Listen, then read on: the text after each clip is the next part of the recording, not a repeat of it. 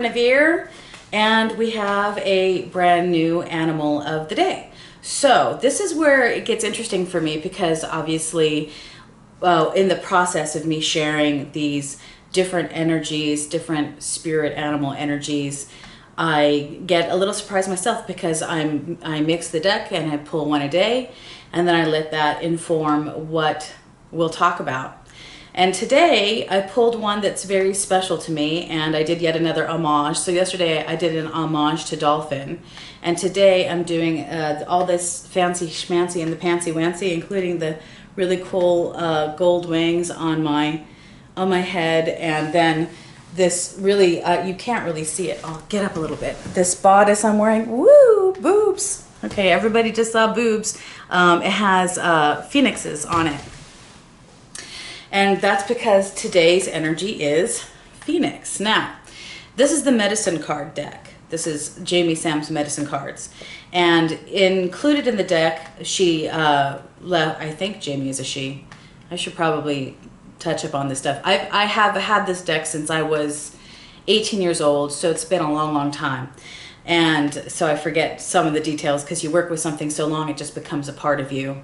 Anyway, so Phoenix is one that I had created.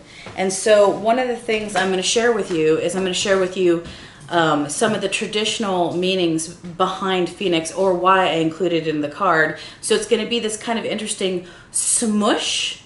Some of you may connect with Phoenix in your own way. I connect with Phoenix in my own way. And the reason why I drew it into a card was because I wanted to specifically put forth an energy that had come to me in vision. So going back on the Wayback Machine, I'm going to take you to the beginning. I'm never really certain which direction I want to take you until I'm sitting in front of you. So I'm going to take you to the beginning. So I'm 18 years old, and I've just purchased the medicine cards and just getting to know them, getting to know each of the cards. I'm, obviously reading through the book, reading what the meanings are, what the backgrounds between different things are. And then, of course, the section where it said, hey, we've let you have blank shields so that you can fill the blank shields with something that you feel like is a personal thing. So I was like, okay, well, what is my personal thing? It never really occurred to me to kind of go into that self-discovery energy and what does that mean, really? And so when I decided to fill in the blank shields in the Wayback Machine, I sat and I took a deep breath and I let visions come to inform me of whatever it is that was coming through. So this particular day, I'm sitting there with the blank shield in front of me, and I was dialoguing with Spirit, and I said to Spirit, I would like to have a card that represents the most intense bond that two soulmates can have. Now, soulmates is a very interesting subject, and I actually did a whole live feed on soulmates a couple of months back out of request. It was actually for my anniversary. I did a 1-year anniversary for oracles when I do oracles, and everybody had made the request that they wanted to know more about soulmates. And what I explained was that we have soul family, okay? We have soul friends, we have soul teachers. The word soulmate, people think is a one-on-one thing, and it's actually a group project that we're all creating together. We're all on this creation on soulmates, okay?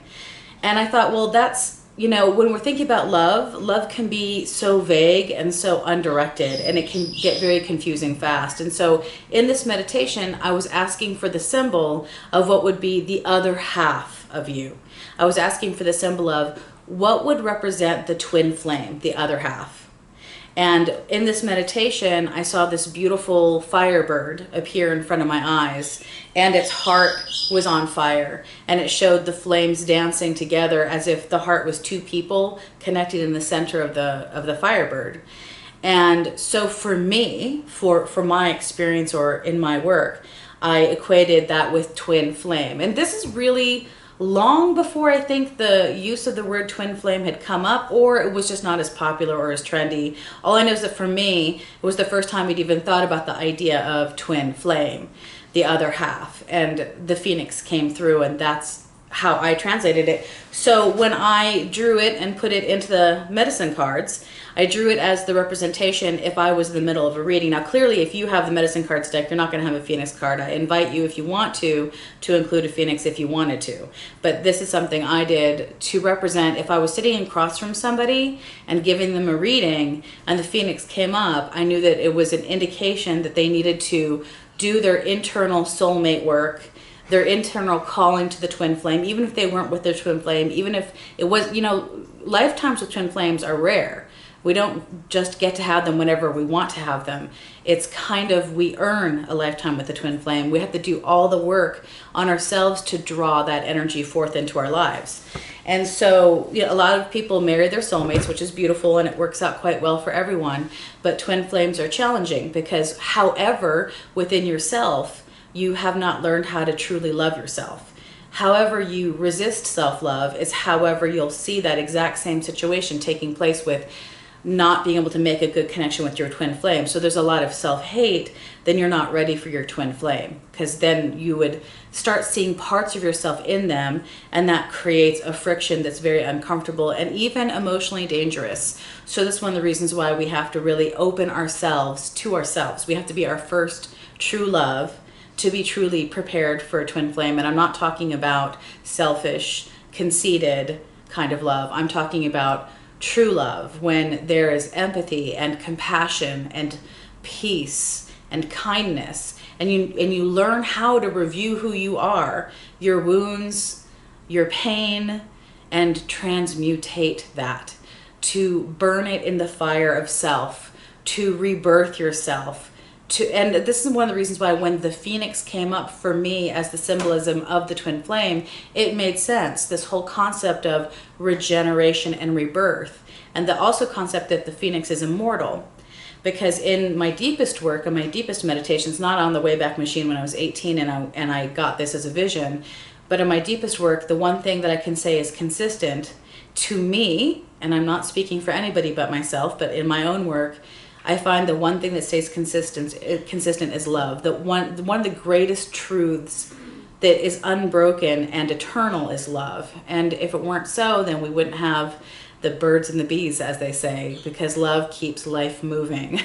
Love is creative and passionate and dives in quite deeply. So, with all that being said, when I connected with it as a twin flame soulmate totemic energy, I put it in my cards so that when I was sitting across from people and it came up in the reading, I could start them on, you really need to recognize this is a lifetime that you'll find your twin flame. And since this is a lifetime that you'll find your twin flame, you need to do your work so you're prepared when your twin flame arrives. You need to be prepared for them. You know, people get dressed up for special events. Well, we have to dress up our souls for the special event of our twin flame. And so that's why I put it in the deck. I wanted to be able to give people a true heads up. I didn't want it to be like, oh, you'll fall in love, or oh, you're in a romantic affair. I wanted to be able to give them a real heads up, a real warning, something big was about to take place. So that's how it ended up in my deck.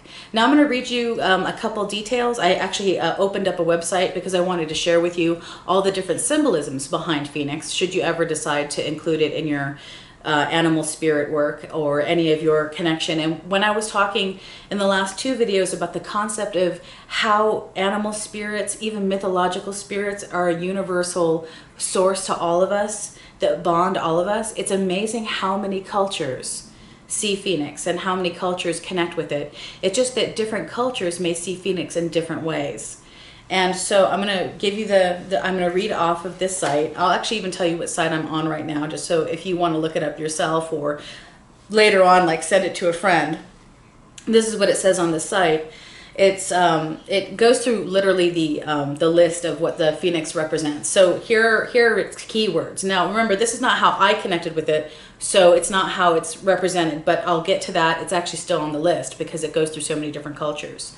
So it represents life, time, magic, purity, clarity, rebirth, renewal, longevity, creativity, protection, immortality, and this is what I'd connected with it in vision, was immortality, resurrection, reemergence, and transformation. And that's how we transform ourselves in the fires of love, okay? Now, again, when I had this vision, I was 18 years old, and I had no connection to Phoenix in a mythological manner. I had no stories to sit on that inspired me to see the Phoenix as the symbol for this. I just was asking, give me a symbol for twin flame, give me a symbol for pure love, and that was the symbol they showed me. So when you take into consideration, of course, creativity, when we take into consideration resurrection and reemergence and the concept of we die, and if you believe in this, we come back again and again in many different forms, then we're constantly seeking the other half of ourselves in whatever form we reemerge in. There is never a death to love. Love never dies. It just regenerates. It's immortal. It resurges. It reemerges. It transforms itself again and again and reemerges. But as you can see, those are some of the sayings. Now, some people call it the sunbird, and it's connected with the elements of the sun. And different cultures have it looking different ways. Like, for instance, the Greek portrayed the phoenix as a rooster, whereas in India, it's portrayed as peacock. Also, I believe there's a couple other cultures out in that area that portray the phoenix as a peacock. So we've got peacock, we've got rooster, we've got eagle. People say in the mythology that the peacock had the most vibrant, alive, intense plumage. And so, of course, people would look around to whatever bird was the bird that was the most fancy with its plumage. And we already know a rooster's got some pretty fancy feathers, but a peacock can out rooster a rooster any day because, you know, they're beautiful tails. Now, leaning a little over here, and I'm just going to slide it down. So after I drew it and after I trusted what it was saying to me and its connection to me, that was when I found this. So what I'm doing is I'm just going down to some information on this site that I opened up because I wanted to be able to read from a site some of the stuff I'd found on my own. Okay, so this is the part that was really exciting for me. It's one of those reminders. Oh, you have a phoenix tattoo? Oh, Anne, that is so beautiful. Namaste, Anne. I'm so glad you have a phoenix holding space for you in such a beautiful way. And I'm so glad I saw that comment before I read into this. Okay, so again, going back to when I first had the vision, I was 19 years old. Probably 19 tops, but 18 is when I first got the medicine cards. I did not know the Chinese cultural relevance to it until later. And it's always amazing to me if you're a channeler or if you go into these deep spiritual worlds, how if you just open your heart, it's again, unification factor of how we're all one. We're all one family. And when we go into our spiritual center, when we go into our heart, we can call upon the wisdom of families that, you know, on the genetic tree would be so far back there, it would be practically imperceptible in, like, for instance, if somebody were to do a DNA test on me. But in the end, if we all go back to an original source, then we're all related, full stop, which means every single culture you can think of is all related to each other. There is no genuine separation. There's just how far did the families and the tribes drift from each other before they came back and found each other again. So here's what it says, and I'm going to read the whole part that it says right here on the page. And again, I will tell you what page I'm reading from so you can read for yourself because there's a lot more information on what I'm saying. Glasses go on because I don't have the best eyes when reading, so I don't want to misread. And here's what it says. In Chinese wisdom, the phoenix is commonly seen in twos, male and female. But it's not as simple as gender identification. Two phoenixes together represent yin and yang. Now we're talking about symbolic themes of balance, duality, and polarity. The female meaning of the phoenix deals with the yin energy. The yin phoenix is passive, intuitive, moon, and winter. Conversely, the yang male phoenix is iconic of assertion, action, sun, and summer. These are just a few of a long list of yin-yang meanings. As a whole, a dynamic phoenix duo is an emblem of divine immortal partnership. And that was specifically what I was asking for when I was in vision, is what represents that divine immortal partnership. And that's when I got the phoenix in my vision. And of course, I didn't know it meant divine immortal partnership in Chinese culture until I think it was easily 10 years after I'd created the phoenix card. I just owned it for myself and felt it within my heart and used it as a tool when giving readings to others. In fact, a display, and it says illustration, embroidery, etc. And I already showed you that. I'll show you guys the embroidery on my shirt again. You're just gonna get a full-on booby moment, but just give me a second. Of 2 phoenixes were commonly extended as a wedding gift. So giving people 2 phoenixes was a wedding gift. It was said to be an auspicious gift ensuring a happily ever after lived marriage. And of course, if we go back to reemergence, regeneration, the concept that a lot of religions also connect it with the resurrection of Christ. So sometimes phoenix is a Christ symbol because he resurrected. He was reborn in the same life. So the phoenix is a beautiful thing. So the site I'm on is on, I'm going to read it to you. It's www.what's-your-sign.com, and it's under symbolic meaning of the phoenix. So if you want to read the whole article of all the different stuff, they even talk about the elements the phoenix is under, then you can incorporate it in your work or put it into a tarot deck for yourself. If you want to have something as that ultimate guide when you're in the middle of giving somebody a reading or you're in the middle of doing some vision work, phoenix is a beautiful energy to work with. So it's a eternal flame, it is a eternal love, and it is an immortal love, and that's today's energy. So okay, if we bring it to past instruction to today, it was the oracle draw for the day. And if the oracle draw for the day today is about working on twin flame energy, love yourself, go deep into transformative fires. If you're feeling hate, shame, anxiety, all these different emotions, you've got to make peace with your internal self. You've got to go deep within your heart. And you have to make sure that you're ready to cleanse out without so much judgment. We have to be able to review our mistakes without being trapped in the judgment of the mistakes. There isn't a single soul on this planet that hasn't made a mistake. Everyone has. It's not the mistakes that measure us. It's how we handle emerging forth from them. Did we learn? Did we apply our wisdom? If you do learn and apply your wisdom, you're going to fall in love with your ability to be more than somebody who's broken yourself into pieces. Become whole within yourself. Find yourself. Self-love, self-esteem, self-worth are directly attached to your ability to draw twin flame and that beautiful passionate romance that doesn't end up self-sabotaging because some part of you doesn't believe you're worthy of that kind of love, that kind of care and guidance from another. And again, those external twin flames, they will find the parts of you that need development and they will bring it to the surface. They will challenge you to grow because they will want the most and the best for you and from you in relationship. So today, work on yourself. Work on being very loving with yourself. Work on regenerating, transforming, transmutating the internal self. Shine yourself like a diamond. Shine bright into the world and sing a song to your soulmate, your twin flame. Maybe you know the person. Maybe you don't know the person. But what I'd love for you guys to do, I'm challenging you to do, is to spend at least 30 minutes today in a state of love, care, kindness, self first. I want you to do at least 10 to 15 minutes until you feel really happy. Self first. And then I want you to send a song from your heart to that person, wherever they happen to be. And if you don't know them, trust that it will find them. They are the other half of you. They are the vibrant twin of your soul. They cannot go far. If you can't see them, hear them, or experience them in life, they're still with you. You can never separate from them. It's a beautiful thing and it's truth. Even if you don't meet them in a lifetime, you can still sing them a song and send them beauty and send them love from wherever you happen to be. So that's the challenge I'm giving you guys today, since Phoenix is our energy for today. And it was just so much fun for me to see it was one that I'd created rather than me just going through the whole deck. We will encounter others. I have at least 6 or 7 in there that represent things that I felt that we needed to start working on or being more connected to in our time.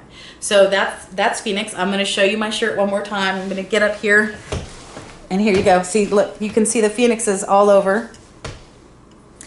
And of course, I don't know if you saw the skulls, but of course it's because it's death, rebirth, transformation, transmutation, and we just keep coming back and getting to learn more about what we are as individual souls and what we are in unity. So namaste to all of you guys. I love you. Thank you for stopping in and seeing what the energy for the day is, and I hope you all have a lovely one. See you tomorrow. Bye-bye.